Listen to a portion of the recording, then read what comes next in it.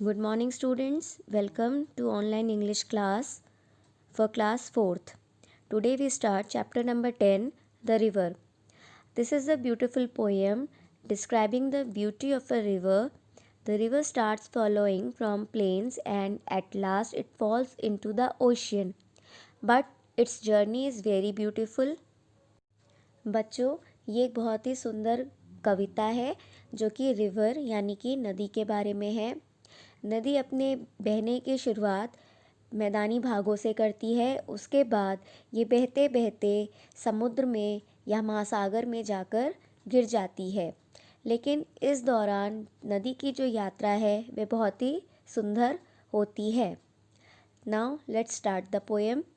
The whispering wondering waters, stone, sand, mud, and fish it gathers. It flows flat from side to side in plains. Move through narrow valleys as speed it gains.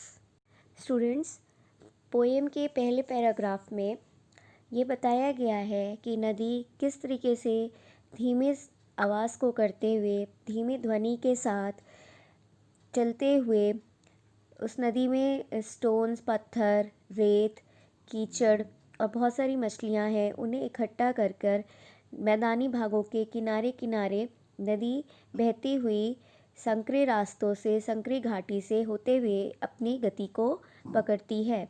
Then suddenly down the rocks it roars and falls, sending sprays over the flying birds as it calls. In the day the boats ferry on it up and down. At night the moon is mirrored as a clown. In it fish find roads to move around. इस paragraph में नदी के बारे में कहा गया है कि नदी घाटी, संकरी घाटी के किनारे किनारे अपनी गति को पकड़ती है। उसके बाद अचानक से ही नदी पहाड़ों से, चट्टानों से टकराती हुई बहने लगती है।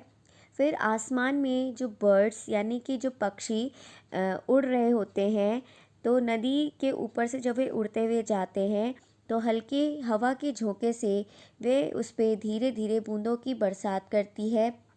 दिन के वक्त नदी में छोटी छोटी कश्तियाँ, छोटी छोटी नाव ऊपर नीचे गोते खाते हुए चलती हैं। और रात के वक्त जब चंद्रमा आसमान में निकलता है तब उस चंद्रमा की परछाई नदी में दिखाई पड़ती है। और इस नदी में जो मछलियाँ हैं, जो तरह तरह की मछलियाँ हैं, वे अपना रास्ता बनाते हुए तैरती हैं। Till the clever fisherman lines them on the ground, many streams join to make it mighty, but at the end it falls into the ocean light. Students, इस लास्ट पैराग्राफ में नदी के बारे में ये कहा गया है कि जब छोटी छोटी मछलियाँ नदी में अपना रास्ता बनाते हुए चलती हैं तो जो चतुर फिशरमैन यानी मछुआरे होते हैं वे किनारे पर अपनी मछली पकड़ने के जाल को डालकर बैठे होते हैं। और छोटी छोटी जो नदियाँ हैं वो भी इस बहुत ही तेज़ गति वाली नदी, शक्तिशाली नदी के साथ मिल जाती हैं। और अंत में ये छोटी छोटी नदियाँ जब बड़ी नदी के साथ मिल जाती हैं तो अंत में वे बहते बहते ओशियन यानी कि महासागर में गिरती हैं। Students, I hope all of you like this poem. Students, learn again this poem at your home. Thank you.